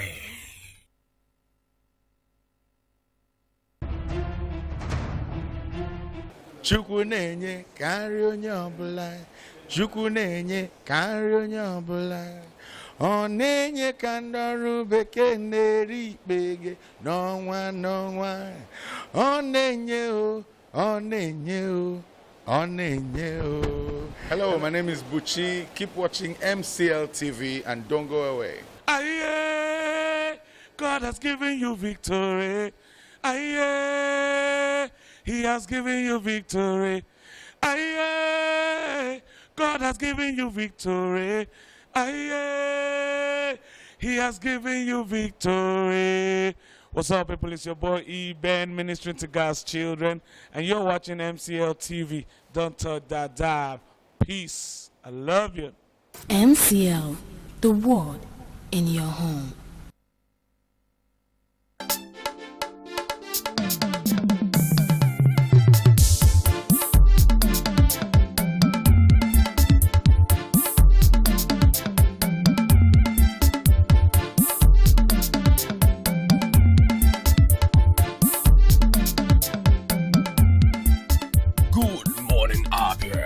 One-stop breakfast show on TV.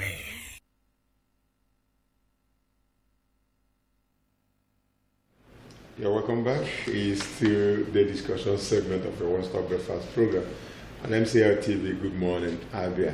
All right, the phone line is now open for you to join us in this very discussion. The number is there on your screen. Call, tell us your name, where you're calling from, and make your own contribution to all that will be said. Now, let me come to you, Sir Moses. But now you are the organizing secretary of PDP in Abia State, and as such, a voice when it comes to Abia State, when it comes to PDP. Do you think what is playing out in APC necessitated the apology from PDP, or do you think PDP, I have to be honest on this, is doing it from a pure heart? Okay, are they trying to cash in on supposedly mistake being met now by APC, or is about to be met by APC, and so they are being proactive and rendering such apology, to Nigerians about, like they said, they failed in time past and all the rest of them. Reconcile it also to what the federal government said to them. PDP didn't say they failed. No, they made mistake. I didn't say fail. Good. I said mistakes. I didn't say fail. You see, if you are a Christian and you read the Bible very well, the Bible says, if a father offends his child, a good father that has the love of that child at heart, you call him and apologize to him. Not necessarily throwing away his fatherly role and position, no. Is to bring the child back. And then, whatever was the mistake that necessitated that offense, we now be corrected. You see, I know that any problem that is identified is 50% solved.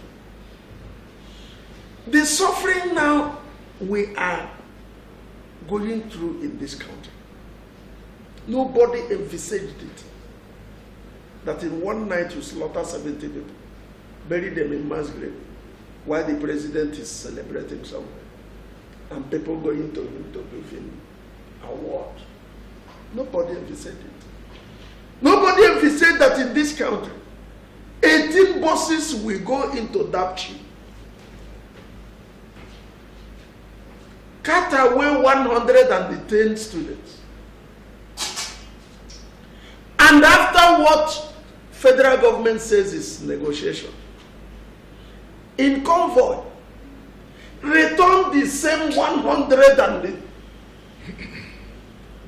9 now, 104 now, in broad daylight, discussed with people at the motor park. Then told them we are withdrawing this girl because she refused to renounce her faith. Nobody envisaged that. That statement alone shows that what Buhari and the APC is doing is to use the machinery of government to fight Christians. Because those they returned and negotiated for are those who agreed to be Muslims. Which means there is a cold jihad that is why Secondu say, Kai, a very simple mistake has cost this nation so much. We apologize. They are not saying they are apologizing because PDP is a bad government, was a bad government. No. After all the things Jonathan did, he did it in the north. When you talk about corruption, they are now presenting. All the PDP people that entered the APC, has anybody touched them? When federal government went to Rivers State, what they did was to touch the judges who never gave favorable judgment to them. What corruption are we seeing today? All the corrupt people that were caught in the same APC government, nothing has happened to them. So, in fact, everybody is being irritated whenever APC talks about corruption. Because we have not moved one step further. In other words, you're saying that PDP is cashing in on this very... PDP is, pitying the nation, crying for one little mistake. That little mistake has cost a lot. Now, when we say, you did say when we started this very program that you regretted. Was it what you said? That you voting... no, I didn't regret, but I regretted that it's messing up. It's not. But that's also regret. That is nobody said. Regret is regret. Yes. Anyhow you want to position it. All right, but you don't appreciate. Now, given this situation that is really playing out right now, would you be ready to, vote Buhari again? That would be maybe when I come back. If there's anything like reincarnation. No. I will never support such a government again. It will be a very suicidal. I don't think I'll do that. It will be a suicide. All right, now, time is really not on our side. Maybe we're going to continue with this thing tomorrow and see how it's going to play. But on the final note, tell us exactly what you think about PDP, APC, and playing politics with people's lives. have we not gotten to that very position in our existence as a nation where the people become the priority and not about parties, not about APC, not about PDP, but that first law of nature, which is self-preservation? Have we not gotten to that very point where our leaders begin to see us from that, light? You see, the problem we have in this country is, I believe that we are still under the influence of the military hangover. Because of that, we are not able to really rationalize our movement, either to give our vote to this man or to the other man or to this man, or to look at the individuals, look at their background, where are they coming from. So if I may go over to the secondary's apology, I think that apology is still hanging on the way. It's still halfway or 1/4 way. Because what he needs to do with his apologies, well, he has to also gather his men and tell them those who did what they did should also apologize in the open and they do a restitution. Because when you say forgive me and you still hold back the loot that you have, man, you are only trying to mock the generality of Nigerians. And I think we are now beginning to think. Because let me tell you, from the way things are going, even through the social media and through the traditional media, you find out that people are beginning to wake up to the reality of the situation on the ground. Well, his apologies is well accepted, but there must be a restitution. He was correct. I want to also say that PDP is not this country, because Moses said, look at Moses said that when a father is PDP our father or our child, they should apologize and bring back what they have stolen. All right, now the need for PDP, the need for when APC came for change. I want to say correct one thing there. Very, very important. PDP was not defeated because of corruption. No. But the thing came out now. Wait. That is not the problem of this country. It is a problem. The problem of this country now is not corruption, because corruption has not been curbed. It has not even been touched by the ruling government. Rather, corruption is a whole thing. In addition to corruption, we now have killings, invalidation of cows, making cows, elevating cows above human beings. We are saying, not politics, we are saying that corruption has not been touched. In addition of suffering over corruption, we are now seeing ethnic cleansing, mass erasure. All right, thank you very much, Moses. Because of time, we may not be able to continue with this. Bango, say your final statement on this to Nigerians watching this program. Well, in 1 minute. I will just advise Nigerians to be on the lookout. Let us prepare for the emergence of a new president come 2019. I think we are through with this government. All right, thank you very much. That's from Olusegun Bambose, a legal practitioner. Thank you, Barrister Moses Obonna, for being on the program and adding your own voice, especially defending your party, PDP. And thank you, Uche Emeku, as an activist, defending the people, on days. I just wish we still have time to take all the calls, but we will not. Maybe tomorrow we'll do that as we continue this whole searching. Well, we'll go for a break, viewers. When we come back, this first segment will be next with Kekon Gabriel. Still stay with us.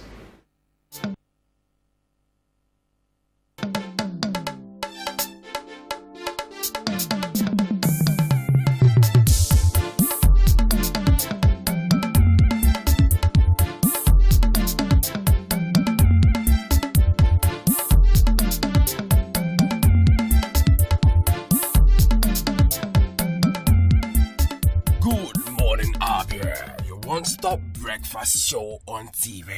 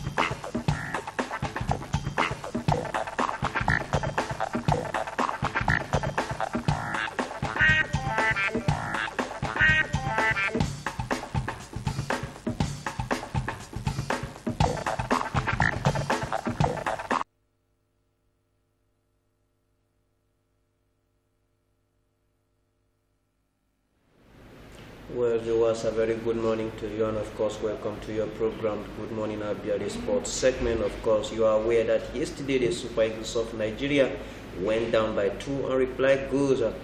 Certain player Alexander Mitrovic, scored 2 goals to ensure that Serbia defeated the Super Eagles of Nigeria out there at the Hive Stadium in London. Final friendly game of Nigeria's 2 international friendly that they lined up during the FIFA free window. We also have other stories for you. A lot of people are talking and table tennis, of course, long tennis, West Venus Williams have to, fight from set down to beat British Joanna Konta, where we are going to be going into the first news of the day, where we go to the Hive Stadium, where the Super Eagles of Nigeria were yesterday beaten by 2 goals to nothing by Serbia.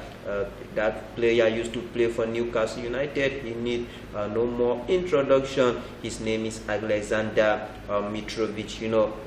He scored in the 56th minute and of course in the 80th minute to give his team 2 unreplied goals against Nigeria. Don't forget that the Eagles were donning their new home jersey, and they lose, of course, unveiling their new jersey. Nigeria, defeated Poland out there in Wrocław Friday, but they couldn't, of course, sustain that tempo. Don't forget that a whole lot of players were not in action against the Serbians. We don't have the likes of Janobi Mikel, Kelechi Iheanacho, and of course Leon Balogun. For Iheanacho and Balogun, those men were ruled out due to injuries, while Mikel was not part of the team because of his inability to sort out his work permit issues out there with the Chinese government there. We want to believe that the next time the Eagles file out to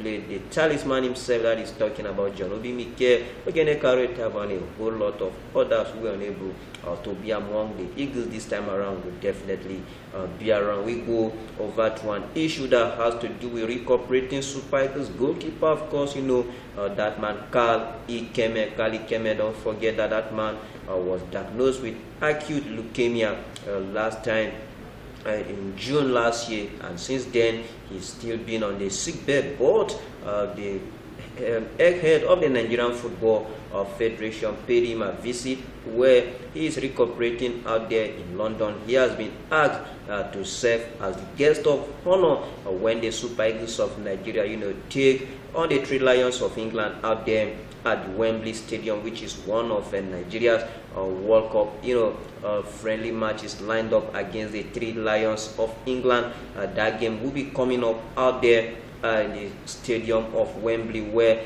Tottenham Hotspur currently play their club football, and Ikeme has expressed his joy to be the guest of honor. That game will be coming up June the 2nd. That man, don't forget that he was, of course, with the Eagles when the Eagles started the qualifier, most notably his outstanding performance against the Chipolopolo of Zambia, where the Eagles recorded their first win of the qualifying campaign, and a lot of people have credited him for doing a great job. Away from that one, now we go over to the basketball, where the players of the Nigerian Premier League basketball are yearning to see the start of the new season. Don't forget that the Nigerian Basketball Federation has been in crisis since after the federation elections, but the International Federation of Basketball Association, that is talking about FIBA, has decided to now back one of the factions, and the players who have been waiting, who have been home and dry, asking questions when will, of course, the season commence. They are saying that they don't forget that 2 men have been dragging since all this while. That is talking about Musa Kida and of course Tijani Umaru, asking who is the rightful man to hem that affairs. Don't forget that the FIFA has also said that they are going to be monitoring the elections that will produce the new president of that federation. We want to believe that those concerned will go back to the drawing board, do the needful, and of course find lasting solutions to the crisis, of course, rocking the Nigerian Basketball Federation. Away from that one, now we go to the Miami Open, where it is happening there. Venus Williams, don't forget that woman the last time beat her younger sister Serena Williams. That was in the Paribas Open. She has continued her impressive form this time around out there at the Miami Open, where she rallied from a set down to beat Britain's Johanna Konta in the fourth set round there at the ongoing Miami Open. The experienced American defeated Johanna by 7-5, 6-1, 6-2 to progress to the next round of the Miami Open. A whole lot is happening there. The likes of Wojanski are also there. You want to talk of the likes of course, Gavin Muguruza. The list is endless. We are waiting to see who take home that coveted trophy at the end of the day. The men's singles, we also have a lot of great players there, talking about Federer and of course Djokovic. The list is equally endless as it concerns the men there. Don't forget that Venus, she has seen it all as much as the racket game is concerned. She proved her experience there, beating the British #1 Johanna Konta, whom since doing well last year's Melbourne Open has been finding it difficult to, of course, rediscover her form. We want to believe that the next tournament that will be organized will give the British woman an opportunity to rediscover her form and, of course, keep doing that which she knows how to do well. I'm afraid this is where we have to draw the curtains on today's edition of your favorite program, Good Morning Abia, the sport segment. The name hasn't changed. My name remains Kekon Gabriel, God's willing. As this program returns tomorrow, Kekon will always be around to bring you up to speed with the latest happening from that part of the world. But I will not leave the studio without telling you that orphans and, of course, failure have no brothers. But when you strive to succeed, I tell you, everybody will definitely want to identify with you. Why not take a step today and begin that journey of 1,000,000 miles with the first step you definitely have to take? All right, Kekon. Thank you very much for that sports update. Thank you, viewers, for being part of the program again today. I hope you enjoyed every bit of it. As we continue our countdown to Easter, I want you to go out there today and be the best you can. Don't forget, you will always be the original if you're yourself. Don't copy anybody or you'll be the imitation. We'll see you again tomorrow, same time, same station. Unasala Chumabia will come up right after now. Have a lovely day. Bye-bye.